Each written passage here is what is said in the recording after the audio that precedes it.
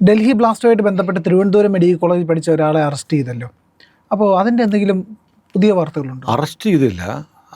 മുഹമ്മദ് ആരിഫ് എന്ന് പറയുന്ന ഒരാൾ ദില്ലി സ്ഫോടന കേസിൽ പങ്കുള്ള ഒരാൾ തിരുവനന്തപുരം മെഡിക്കൽ കോളേജിൽ പഠിച്ചതാണെന്നുള്ളവരാണ് മാധ്യമങ്ങളിൽ വന്നാൽ നമ്മൾ ഇന്നലെ അത് പറഞ്ഞിരുന്നു. പക്ഷേ കേരളത്തിൽ അസാധാരണമായ ചില സംഭവങ്ങൾ കേരളവുമായി ബന്ധപ്പെട്ട് ഈ കേസിൻ്റെ അന്വേഷണവുമായി ബന്ധപ്പെട്ട് നടക്കുന്നുണ്ടോ എന്നൊരു സംശയമുണ്ട്. കാരണം ഇന്നലൊരു സംഭവം ഉണ്ടായി.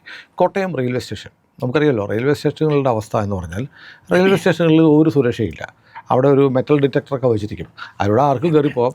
അതിനകത്ത് സർവ്വനേരം ഇത് ബി പഠിച്ചുകൊണ്ടിരിക്കുകയാണ്. കാരണം എല്ലാവരുടെ കയ്യിലും മെറ്റൽ ഉണ്ട്. അതിനകത്തൊരു ബോംബുമായിട്ട് കയറിക്കൊണ്ട് പോയാൽ ഒരു കുഴപ്പമില്ല, ഈസിയായിട്ട് കയറി സ്ഫോടക വസ്തുക്കൾ ബോംബും ഒക്കെ ആയിട്ട് ആർക്കും തീവണ്ടിയിൽ കയറി പോകാം കേരളത്തിലെ റെയിൽവേ സ്റ്റേഷനുകളിൽ. കേരളത്തിലെല്ലാം മിക്കവാറും റെയിൽവേ സ്റ്റേഷനിലും. കാരണം റെയിൽവേ സ്റ്റേഷൻ ഒരു പാക്കഡ് അല്ല, എയർപോർട്ട് പോലെ നാല് ചുറ്റും വളച്ച് കെട്ടിയ ഒന്നല്ല. അങ്ങനെ വളച്ച് കെട്ടി എടുക്കുക അത്ര എളുപ്പമല്ല. കാരണം റെയിൽവേ ട്രാക്കുകൾ ഓപ്പണായി കിടക്കുന്നതുകൊണ്ട് അതിന് പരിമിതിയുണ്ട്. പക്ഷെ വേണമെങ്കിൽ ചെയ്യാം. റെയിൽവേ ട്രാക്കിൻ്റെ ഭാഗം മാത്രം വിട്ട് മൊത്തം മതിൽ കെട്ടി അവിടെ കവൽക്കാരെ വെച്ച് കഴിഞ്ഞാൽ റെയിൽവേ സ്റ്റേഷനിലേക്ക് പുറത്തുനിന്ന് ആർക്കും കയറാൻ പറ്റില്ല. പിന്നെ മറ്റൊന്നുകൂടിയുണ്ട്, ആയിരക്കണക്കിന് ആളുകൾ ഒരു റെയിൽവേ സ്റ്റേഷനിലേക്ക് വരുന്നത്. അവരെ മുഴുവൻ ദേഹപരിശോധനയൊക്കെ നടത്തി കയറ്റുക എന്നുള്ളതും അസാധ്യമാണ്. ഒരു പക്ഷേ ഭാവിയിൽ ഇങ്ങനെയൊക്കെ ആളുകൾ അല്ലെങ്കിൽ ഇസ്ലാമിക തീവ്രവാദികൾ ആളുകളെ കൊല്ലാനുള്ള പദ്ധതികൾ ഉണ്ടാക്കുകയാണെങ്കിൽ തീർച്ചയായിട്ടും അത് ചെയ്യേണ്ടി വരും. അപ്പോൾ കോട്ടയം റെയിൽവേ സ്റ്റേഷനിൽ ഇന്നലെ നടന്നത്, വളരെ പെട്ടെന്ന് കോട്ടയം റെയിൽവേ സ്റ്റേഷനിൽ നിന്ന് ചെന്നൈയിൽ നിന്ന് ഒരു അലർട്ട് വരുന്നു. അലർട്ട് എന്ന് പറഞ്ഞാൽ റെയിൽവേ സ്റ്റേഷനിൽ ഒരാൾ കിടന്നുറങ്ങുന്നുണ്ട്, അയാളെ കണ്ടുപിടിക്കണം. അയാൾ ഇന്നലെ അവിടെ കിടന്നുറങ്ങി. സംശയകരമായ സാഹചര്യത്തിൽ ഒരാൾ കോട്ടയം റെയിൽവേ സ്റ്റേഷനിൽ കിടന്നുറങ്ങി എന്ന് ചെന്നൈ കൺട്രോൾ റൂമിൽ നിന്ന് അറിയിപ്പ് വരുന്നു. അപ്പോൾ തോന്നുന്നു ഇതെങ്ങനെ കോട്ടയം റെയിൽവേ സ്റ്റേഷനിൽ കിടന്നുറങ്ങിയാൽ ചെന്നൈക്കാരെങ്ങനെ അറിയും? അത് നമുക്ക് അറിഞ്ഞുകൂടാത്തതുകൊണ്ടാണ് കേരളത്തിലെ മുഴുവൻ റെയിൽവേ സ്റ്റേഷനുകളിലെയും CCTV ക്യാമറകൾ ചെന്നൈയിലുള്ള റെയിൽവേ സ്റ്റേഷനിൽ കാണാം. അതങ്ങനെ കണക്റ്റഡാണ്. അവർ പരിശോധിക്കുമ്പോൾ ഒരു സംശയകരമായ സാഹചര്യത്തിൽ ഒരു കാശ്മീരി ആണോ എന്ന് സംശയിക്കാവുന്ന തരത്തിലുള്ള ഒരാൾ അസ്വാഭാവികമായി ഇടപെടുന്നു. അയാൾ റെയിൽവേ സ്റ്റേഷനിൽ വന്ന് കിടക്കുന്നു. അത് കഴിഞ്ഞ് പിന്നെ അയാൾ കാണുന്നില്ല. അതുകൊണ്ട് ഇയാളെ കണ്ടുപിടിക്കണമെന്നുള്ള മെസ്സേജാണ് കോട്ടയത്തിന് വന്നത്. കോട്ടയത്തിന് വന്നു. CRPF റെയിൽവേ പോലീസ് ഒക്കെ അലർട്ടായി ജില്ലാ പോലീസിനെ അറിയിച്ചു. വലിയ തോതിൽ തെരച്ചിൽ നടത്തിയിട്ടും ഇയാളെ കണ്ടെത്താൻ കഴിഞ്ഞിട്ടില്ല. അപ്പോൾ ചെന്നൈയിൽ ഇപ്പോൾ റെയിൽവേ സ്റ്റേഷനിൽ കിടന്നുറങ്ങുന്നത് പുതിയ കാര്യമൊന്നുമില്ല. ഏത് സ്റ്റേഷനിൽ ചെന്നാലും ഒരുപാട് ആളുകൾ കിടന്നുറങ്ങുന്നതാണ്. അപ്പോൾ ഒരാളെ മാത്രം ഐഡൻറ്റിഫൈ ചെയ്തിട്ട് ചെന്നൈയിലുള്ള കൺട്രോൾ റൂമിൽ നിന്ന് കോട്ടയത്ത് കിടന്നുറങ്ങിയിരുന്ന ഇയാൾ ആരാണെന്ന് കണ്ടുപിടിക്കണം എന്ന് പറഞ്ഞപ്പോൾ അതിനകത്ത് എന്തോ ഒരു ദുരൂഹതയുണ്ട് അല്ലേ? കേരളത്തിലെ മുഴുവൻ ഇപ്പം നമ്മൾ ഈ പറയുന്ന സമയത്തും ഏത് റെയിൽവേ സ്റ്റേഷൻ ചെന്നാലും ഒരു പക്ഷേ കിടന്നുറങ്ങുന്നവരെ കാണാം. രാത്രി വണ്ടിക്ക് വൈകി വന്നവർ, അടുത്ത വണ്ടി തേടുന്നവർ, അല്ലെങ്കിൽ വേറെ മാർഗ്ഗമില്ലാതെ റെയിൽവേ സ്റ്റേഷനുകളിൽ താമസമാക്കിയിട്ടുള്ള ആളുകളുണ്ട്.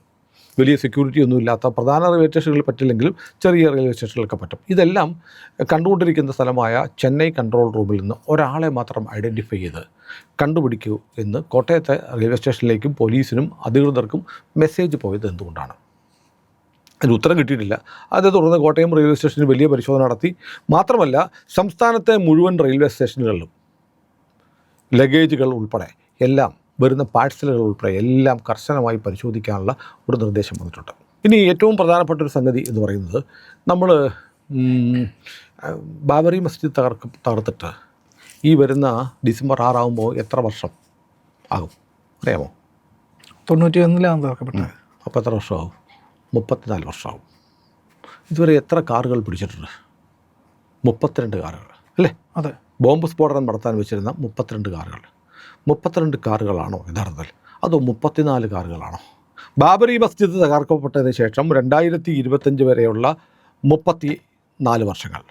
അതുകൊണ്ട് 34 സ്ഥലങ്ങളിൽ സ്ഫോടനം. ഓരോ വർഷത്തിലും ഓരോ സ്ഫോടനം. 34 സ്ഥലങ്ങളിലേക്ക് 34 കാറുകൾ മാരകമായ സ്ഫോടക വസ്തുക്കളുമായിട്ട് പോകുന്നു. എന്നിട്ട് 34 ഇടങ്ങളിൽ പൊട്ടിത്തെറി. ഇങ്ങനെ ആയിക്കൂടെ ഒരു പദ്ധതി ആസൂത്രണം ചെയ്തത്? നമ്മുടെ ഒരു പ്രേക്ഷകൻ എന്നോട് ഇന്നലെ സംസാരിച്ചപ്പോൾ പങ്കുവച്ച ആശങ്കയാണ്. അപ്പം ഞാൻ ആലോചിച്ചപ്പോൾ അതിനകത്ത് ലോജിക്കുണ്ട്.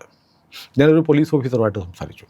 അദ്ദേഹം പറഞ്ഞു വളരെ ലോജിക്കലായിട്ടൊരു കൺക്ലൂഷൻ, ഒരു പക്ഷേ നമ്മുടെ അന്വേഷണ സംഘം ഈ ഒരു ട്രാക്കിൽ ഇപ്പോൾ പോകുന്നുണ്ടായിരിക്കാം. 32 അല്ല 34. അങ്ങനെയാണെങ്കിൽ ഇനി 2 കാറുകൾ കണ്ടെത്താനുണ്ട്. ഇനി തീർന്നില്ല. എന്നോട് സംസാരിച്ച ആൾ പറഞ്ഞു, നിങ്ങൾ പറയുന്ന പോലെ ഈ വലിയ തോതിൽ ആസൂത്രണം എടുത്ത് 4-5 വർഷം 2025-ൽ 34 സ്ഫോടനങ്ങൾ, 34 വർഷം മാർക്ക് ചെയ്തിട്ടുള്ള 34 സ്ഫോടനങ്ങൾ നടത്താൻ തീരുമാനിച്ചിരുന്നവർക്ക് ഒറ്റ പ്ലാനാവും എന്ന് കരുതാൻ പറ്റില്ല. അവർക്കൊരു പ്ലാൻ ബി ഉണ്ടാവാം. പ്ലാൻ എ നടന്നില്ലെങ്കിൽ പ്ലാൻ ബി നടപ്പാക്കണമെന്ന് അവർ തീരുമാനിച്ചിരിക്കാം. ആ പ്ലാൻ ബി എന്താണെന്ന് നമ്മുടെ അന്വേഷണ സംഘങ്ങൾക്ക് പിടികിട്ടിട്ടുണ്ടാവുമോ? അതുകൊണ്ടാണോ ഇപ്പോൾ കേരളത്തിലെ ഉൾപ്പെടെ എല്ലാ റെയിൽവേ സ്റ്റേഷനുകളിലുമൊക്കെ അതീവ ജാഗ്രതയോടെയുള്ള പരിശോധനകൾ നടത്തണം, ഒരു പാഴ്സലും പരിശോധിക്കപ്പെടാതെ സ്വീകരിക്കുകയോ പുറത്തേക്ക് വിടുകയോ ചെയ്യരുതെന്ന് പറയും. എന്നിട്ട് മറ്റൊന്നുകൂടെ പറയുന്നുണ്ട്, ട്രെയിനിൽ ഒരുപാട് വാഹനങ്ങളുണ്ട്, ബൈക്ക്, കാറൊക്കെ ഉണ്ടല്ലോ. അങ്ങനെ പാഴ്സലായിട്ട് അയക്കുന്ന ബൈക്കുകൾ, കാറുകളെല്ലാം ഡെലിവറി ചെയ്യുന്നതിന് മുമ്പും ഡെലിവറി എടുക്കുന്നതിന് മുമ്പും അതിസൂക്ഷ്മമായ പരിശോധനകൾക്ക് വിധേയമാക്കണമെന്നുള്ള ഉത്തരവ് കേരളത്തിലെ റെയിൽവേ സ്റ്റേഷനുകളിൽ വന്നിട്ടുണ്ട്. അപ്പോൾ എന്തോ സംഭവിക്കാൻ പോകുന്നു എന്ന് വളരെ കൃത്യമായി നമ്മുടെ ഇൻ്റലിജൻസ് ഏജൻസികൾക്കറിയാം. വളരെ ആസൂത്രിതമായി ഇവർ ചെയ്തിട്ടുള്ള ഒരു പദ്ധതി പ്ലാൻ എ അബോർട്ട് ചെയ്തു. എന്നാൽ പോലും 34 കണ്ടെത്താനുള്ള വാഹനങ്ങളിൽ 2 ഇപ്പോഴും മിസ്സിംഗ് ആണ്. അതുകൂടാതെ രണ്ടാമത്തെ പ്ലാൻ, ഒരു സെക്കൻഡറി പ്ലാൻ ഉണ്ടെങ്കിൽ അതെന്തായിരിക്കാം? അപ്പോൾ ഇനിയുള്ള ദിവസങ്ങൾ വല്ലാത്തൊരു ആകാംക്ഷ, ടെൻഷൻ, ആശങ്ക പകർത്തുന്ന ദിവസങ്ങൾ തന്നെയാണ്. അപ്പോൾ ഇതിനകത്ത് നമ്മൾ കോവിഡ് കാലത്ത് പറഞ്ഞ പോലെ ഭയം വേണ്ട, ജാഗ്രത മതി. ഇനിയിപ്പോൾ പുതിയ വിവരം വന്നിട്ടുണ്ട്. അവിടെ പിടിച്ച ഇയാളുണ്ടല്ലോ, നമ്മുടെ ഗുജറാത്തിൽ മറ്റേ റൈസിൻ വിഷവുമായി പിടിച്ച ഡോക്ടർ, അയാളുടെ പദ്ധതി പുറത്തു വന്നിട്ടുണ്ട്. ദേശീയ മാധ്യമങ്ങൾ റിപ്പോർട്ട് ചെയ്യുന്നുണ്ട്. അയാൾ ഇത് പലതരത്തിൽ ഭക്ഷണവസ്തു കലർത്താൻ തീരുമാനിച്ചിരുന്നു. വലിയ തോതിൽ ഫ്രൂട്ട്സും പച്ചക്കറികളും വാങ്ങിച്ചിട്ട് അതിൽ റൈസിൻ വിഷം സിറിഞ്ച് ഉപയോഗിച്ച് കുത്തിവെച്ചിട്ട് വിൽപ്പനശാലകളിലെത്തിക്കാൻ പദ്ധതി ഇട്ടിരുന്നു എന്നാണ് ഇപ്പോൾ കണ്ടെത്തിയിട്ടുള്ളത്. അപ്പോൾ അങ്ങനെ ഇന്ത്യയിൽ വലിയൊരു കൂട്ടക്കൊല നടത്താൻ ശ്രമിച്ച ഒരു ഡോക്ടർമാരുടെ ടെറർ മെഡിക്കോ മൊഡ്യൂളാണ് ഇപ്പോൾ തകർത്തിരിക്കുന്നത്. പക്ഷേ നമ്മൾ ഇന്നലെ പറഞ്ഞു 312 പേരുള്ള മൊഡ്യൂളിൽ നിന്ന് കഷ്ടിച്ചൊരു 10 പേരെയാണ് കിട്ടിയിരിക്കുന്നത്. ബാക്കി 300ഓളം ആളുകൾ, 312-ൽ 10 പോയ 302, 300ഓളം ആളുകൾ ഇപ്പോഴും പുറത്തുണ്ട്. പക്ഷേ അവർ പലരും അന്വേഷണ സംഘത്തിൻ്റെ റഡാറിലാണ്, ചിലരൊക്കെ കസ്റ്റഡിയിലുണ്ട്, ആരൊക്കെ ഉണ്ടെന്ന് അറിയില്ല.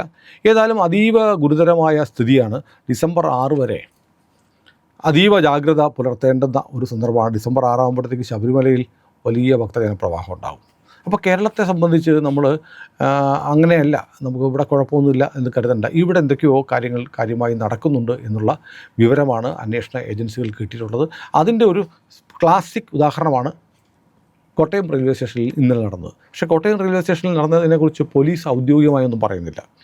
ആളെ കണ്ടെത്തിയോ, ആരായിരുന്നു, ഇതൊന്നും പറയാത്തതുകൊണ്ട് അതിനകത്തൊരു ദുരൂഹതയുണ്ട്. അപ്പോഴും ചോദ്യം നേരത്തെ പറഞ്ഞത് തന്നെയാണ്, ഒരു റെയിൽവേ സ്റ്റേഷനിൽ 100 കണക്കിന് ആളുകൾ കിടന്നുറങ്ങുന്നുണ്ട്. അപ്പോൾ ചെന്നൈ കൺട്രോൾ റൂം കേരളത്തിലെ എല്ലാ റെയിൽവേ സ്റ്റേഷനുകളിലെയും CCTV ക്യാമറ കാണാനുള്ള സംവിധാനം ചെന്നൈയിലുണ്ട്. എന്നിട്ട് ഒരു പർട്ടിക്കുലർ റെയിൽവേ സ്റ്റേഷനിൽ കോട്ടയത്തെ ഉറങ്ങുന്നതിൽ ഒരാളെ മാത്രം കണ്ടെത്തണം എന്ന് അയാളുടെ ക്ലിപ്പിങ്സ്, സ്റ്റില്ലെല്ലാം അയച്ചു കൊടുത്തിട്ട് ചെന്നൈ കൺട്രോൾ റൂം ആവശ്യപ്പെട്ടത് എന്തുകൊണ്ടാണ്?